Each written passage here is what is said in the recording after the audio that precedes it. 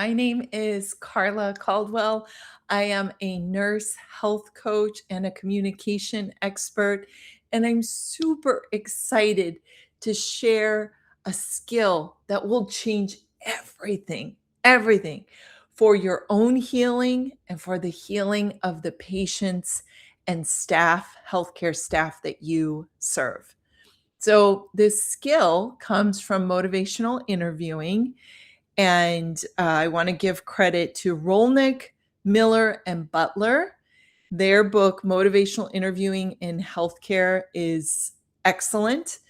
And I want to talk about a skill that they cover in their book. It's the skill of connecting importance to the health care plan. When you use importance in the way that we're going to discuss today, it will help you to engage and guide others towards sustainable health behavior change. I wish I had known about this skill when I first became a nurse and a health coach, because when I was a baby nurse and when I first became a health coach, two things were going on for me. So, in nursing school, I learned so much about the disease process and what could happen if the disease wasn't managed, especially with diabetes. In health coaching, I learned the power of health behaviors like nutrition and exercise. And I also learned, if we don't take care of those things, just the bad things that could happen. So, when I was taking care of patients and when I would work with fellow colleagues, I was using fear tactics like, if you don't do this, you could lose an arm or a leg, or if you don't eat these foods, it can mess with your whole digestive system. So, I was using fear, I was telling people what to do, and I was relying on education, thinking if they just knew how this would affect their health, they would totally follow the process. Unfortunately, none of those methods worked. Every now and then they sort of worked, but mostly they didn't. And when I worked in the hospital, I would see the same patients over and over again. And even the ones I didn't recognize when I looked at their files, they were coming back over and over again. And then when I moved to outpatient, same thing, seeing the same patients over and over again for the same reason. It felt so frustrating, and I felt like I was a failure at what I was doing. When I went to motivational interviewing, everything changed. And the skill we're going to talk about today was especially life changing. It is using the importance ruler.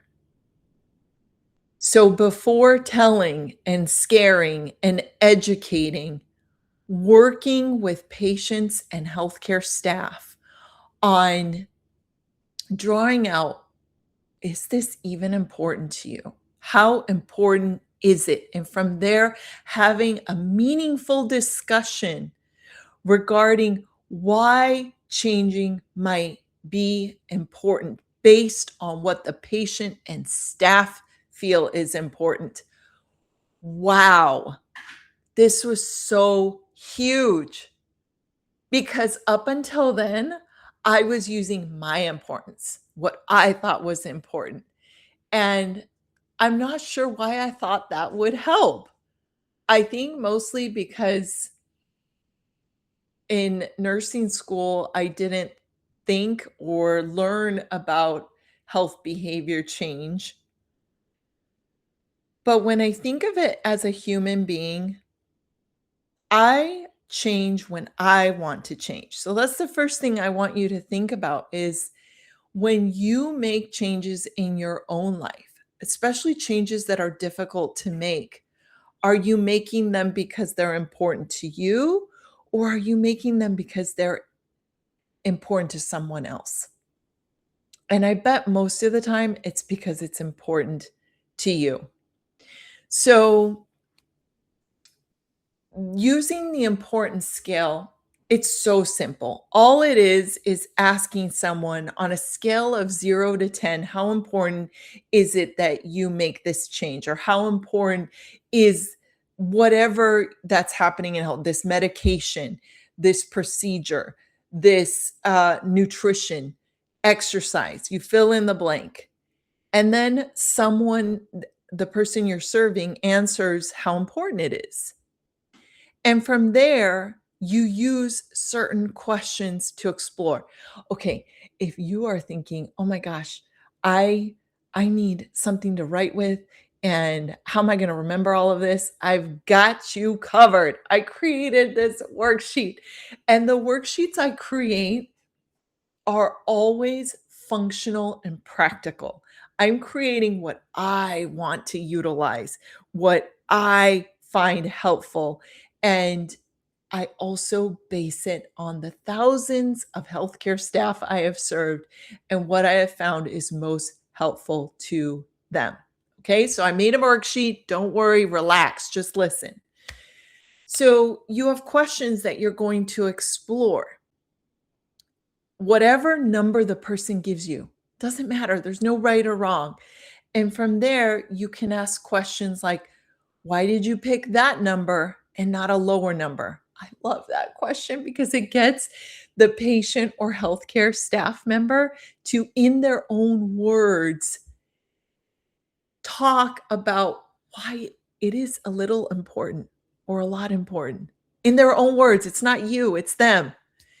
You can also ask, what would have to happen for the number to move up in importance? This is excellent if you get a low number. If someone says, oh, this is 0 importance, you don't have to panic, especially if it's something that you think is really important.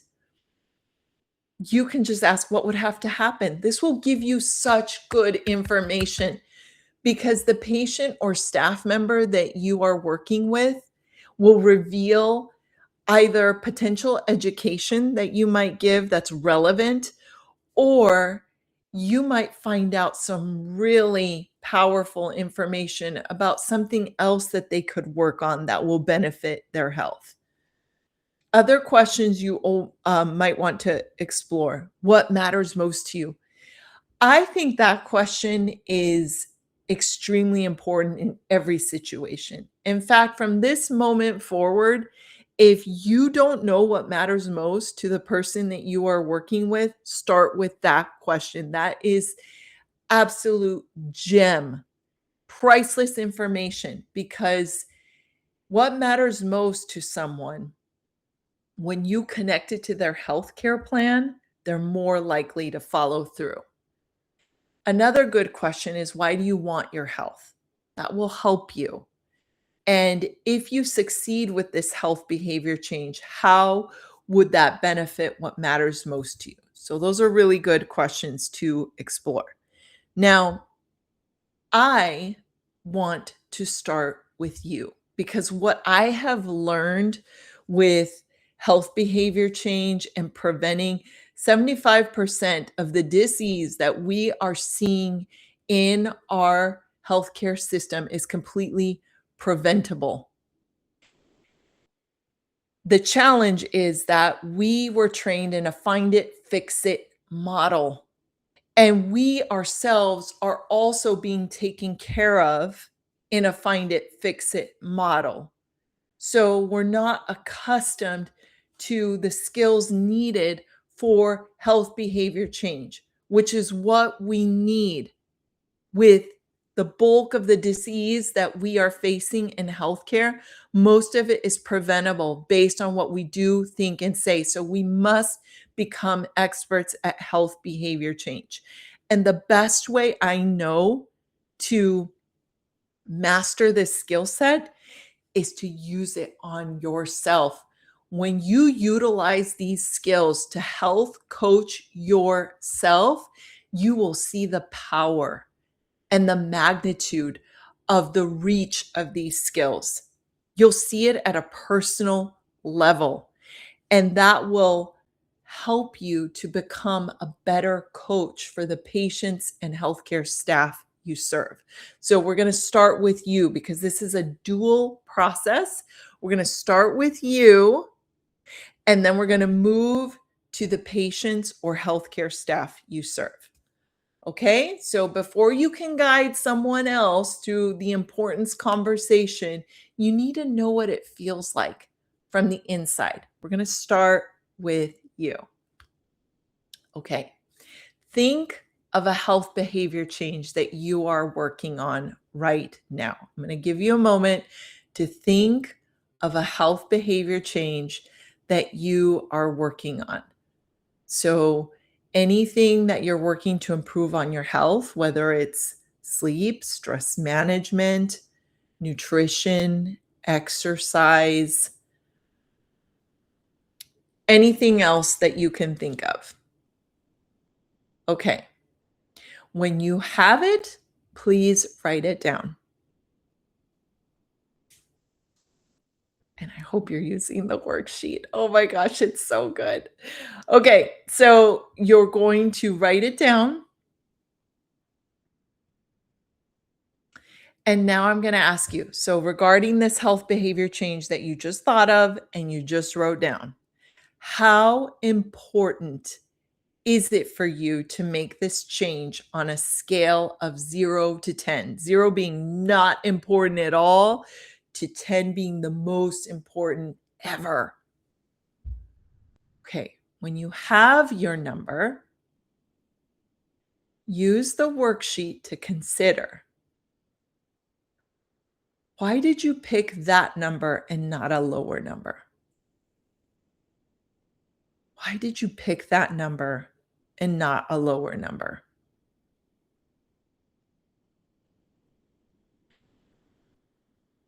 What would have to happen for the number to move up in importance? What would have to happen for this to become more important to you?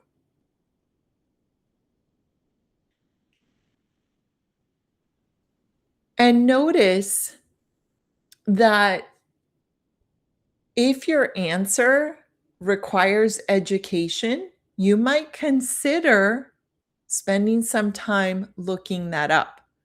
So, for example, if you say, okay, I would have to feel different for this to become more important, you might want to research more about this change because sometimes you don't feel the change. Sometimes things are happening in the background without you knowing. So you want to determine, do I need more education on this subject so I understand how this benefits my health? All right. If you don't already know what matters most to you, make sure you think about that right now. What matters most to you? What is it that gets you up in the morning when you don't want to get up? What is it that you are doing everything you do for? What matters most to you? And then you might consider, if I succeed with this health behavior change, how will it benefit what matters most to me? These are all really powerful questions to ask yourself. And I really encourage you to begin to make this a practice. All of this is evidence based. So, why wouldn't you want to use this for yourself to become the best health coach for you? Because when you improve your health, when you do better, you role model that change to others. And it also makes you a better healthcare worker or healthcare leader so that you can coach those you serve to the best of your ability. I get so excited.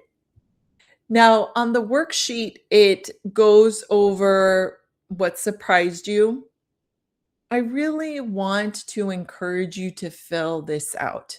putting pen to paper, or if you choose to type your answers, is a really powerful part of integration, of practical application. It helps you learn in a sustainable way. All right. Now, before we get into utilizing this for someone else, let's talk about when might you use this? When might you use the discussion of importance?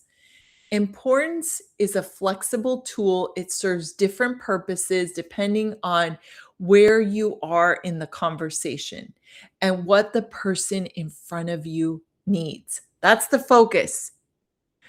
When we start to become successful health coaches, we are shifting our focus from us to the person we're serving. Remember, in our training, we were trained in the find it, fix it.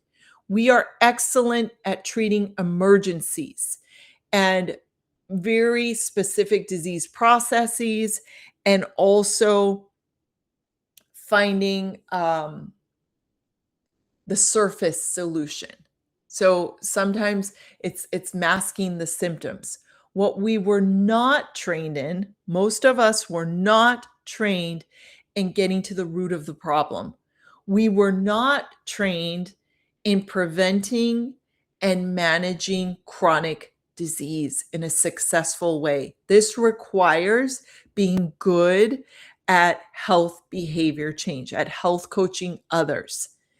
And importance is a skill that really helps to shift your focus from what you think is important and your own expertise as a clinician, and shifting that focus to the patient.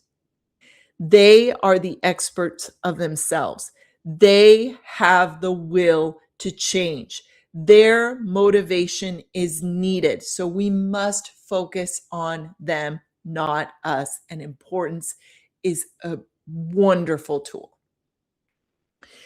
You may consider using this tool when someone is being defensive, when they are being non-compliant, when they've missed lots of appointments, when you're experiencing the same thing over and over again, you're not able to move forward. Maybe they're not following the advice that is given. They're not succeeding in their healthcare plan. So 4 times during the visit that you can use importance. You can use it in the very beginning to create a connection and build trust. You can ask the person, what matters most to you? What's important about your health? And then you can bring in that scale. On a scale of 0 to a 10, how important is it for you to improve your health? You can use it during the visit to connect health goals to what matters most. So when someone shares with you, when you're a patient or if you're serving a healthcare staff member, when they share with you what matters most to them, you can reflect it back. And you can say things like, you mentioned your family is what matters most to you. How does lowering your blood pressure help you be there for them in the way you want to be? It connects importance, what's important to the patient or healthcare staff member that you are serving, to the change you are trying to support them to make. As mentioned earlier, you can absolutely use importance, and please do it as often as you can when you encounter resistance or disengagement. And again, shows up when someone is not refilling their prescriptions, when they're not following the medical advice you're giving, when they are setting goals and not completing them, this is an excellent time to check in and use the importance ruler. So, what this might look like is you might say to someone after maybe the last few times you've met with them, they've said, I need to exercise more. And the last two visits, they haven't increased their exercise. And again, they're sharing they haven't done anything different. So, you might say something like, it sounds like things have changed since the last time we met. The last time we met, you mentioned you wanted to increase your exercise. On a scale of 0 to 10, how important is it for you to increase your exercise? On a scale of 0 to 10, 0 being not important at all, 10 being the most important. And from there, that information is so helpful because you might see that it's not as important to them. Maybe they're a little low on the scale, and you can use your exploratory questions like, why did you pick a 2 and not a 0? Or what would have to happen for this to increase in importance? Or if you were to make this change, how would it benefit what matters most to you?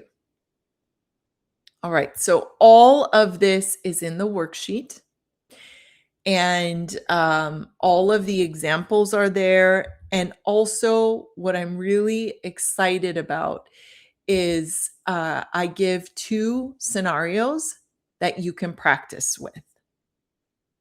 You will practice writing your own importance conversation and choosing when in the conversation you might use the importance scale based on the different scenarios.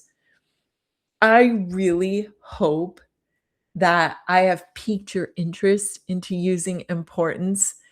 Importance has been so life changing, not only for me as a person. So I'll give an example. In my own health, I was, for the last couple of years, I've been trying to lift weights because at my age, everywhere it says you need to lift weights to increase your bone density for your health so you don't lose bone mass. I am up to here with why I need to lift weights. And I keep trying, I keep trying. I set goals, I don't do it. I hate it. And so when I asked myself, Carla, let's have a little talk. How important is it for you to lift weights? I was like, one. Ah, so, um, why did you pick a 1 and not a 0? I picked a 1 because I am reading everywhere how important it is to lift weights to improve bone density. What would have to happen for you to move up in the importance scale? Well, I'd have to see proof that I was losing bone density. So that was one thing is that I know as a nurse that a DEXA scan would tell me that. And when I asked, so that's something maybe I could explore instead of lifting weights, I could explore getting a DEXA scan. What matters most to me is my family and being healthy. And when I ask myself, how does a good bone density support what matters most to me? Well, I can be there for my family in the best way possible. I also noticed that I was focusing so much on lifting weights. I asked myself, what else might I do? What else could I do that would help increase my bone density. And that's when I realized there was an education opportunity for me. I needed to research that. And then I started finding out that I could do strength training using my own body weight. Well, I love that. I started learning that some of the Tai Chi poses, I love Tai Chi, by the way, support increasing bone density. I love yoga, and some of the yoga postures, if I hold them for a longer period of time, helps me to build bone density because I'm using my own weight. I also found some calisthenic exercises like I don't know if this is the right word, but push-ups and, different those are the things I'm into. I could do that outside, I could do that it doesn't have to be weights, okay? Now I wanna give you an example for patient care. I had a patient that oh my gosh, her blood pressure. It was really scaring me because she'd come to the clinic and it would be elevated. It would be sometimes 150 to 170, and her lower number was in the 80s or 90s. And so I'm thinking, oh my gosh, this is how she is here. And I knew maybe she was stressed, so I'd wait to take it. And then in her log that she sort of kept, all her readings were high. I also knew she wasn't refilling her prescription because I could tell. And I'd ask her and she'd be like, "Yeah, I'm taking my medication." And um, so I decided to try the importance ruler. And I said, "How important is it for you to take your blood pressure medication?"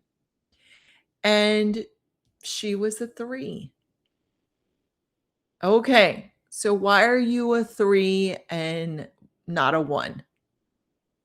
She shared with me that um, she was a 3 and not a 1 because she knew we had told her that taking medication would help and it's really important. And she's at risk for having a stroke or heart attack. And she had a history. She had a family member that had a heart attack. So she didn't want that to happen. So it was important that way. Then I asked her, what would have to happen for the importance level to move up from a 3 to a 5? And she said, "Well, I'd have to feel something. I'd have to feel like I don't feel good, and I don't feel anything. I feel fine." As a nurse, I was like, "Oh my gosh, that's an education opportunity," right? Because you and I both know that having a high blood pressure, you don't necessarily feel it, right? So that was an education opportunity for me. I could ask her, "Is it okay if I share with you how blood pressure, when it's elevated, how it might be happening, but you might not feel it? Is it okay if I give you that information?" I also talked to her about why she wants her health. She wanted her health because she wanted to be an active participant in her granddaughter's life. So we talked about how I just asked her, you mentioned that you have heart attacks in your family, and how would keeping a healthy blood pressure benefit being an active participant with your daughter?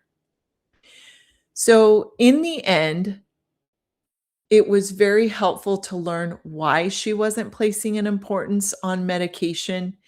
And previously, I had focused so much on trying to scare my patients, trying to tell them what to do, that I missed out on opportunities like this, finding out why it wasn't so important. That's why it's so important not to be judgmental, because when we judge people, they close off.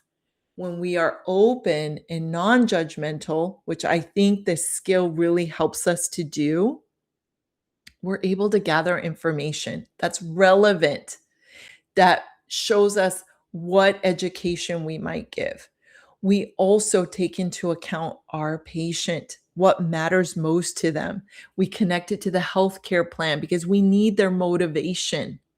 Their motivation is what causes health behavior change. So I hope those two were helpful. I really hope you practice. The best way to get good at this is by practicing on yourself and on those you serve. So now you have this incredible worksheet. I think it's incredible. Let me know. Let me know how it goes. And I always welcome feedback because there's always let me know what was helpful to you and let me know what could be even more helpful so that we can keep improving this worksheet. I am rooting for your success times 1,000, and I encourage you to share this class with others who would benefit. Have a great day. Thank you.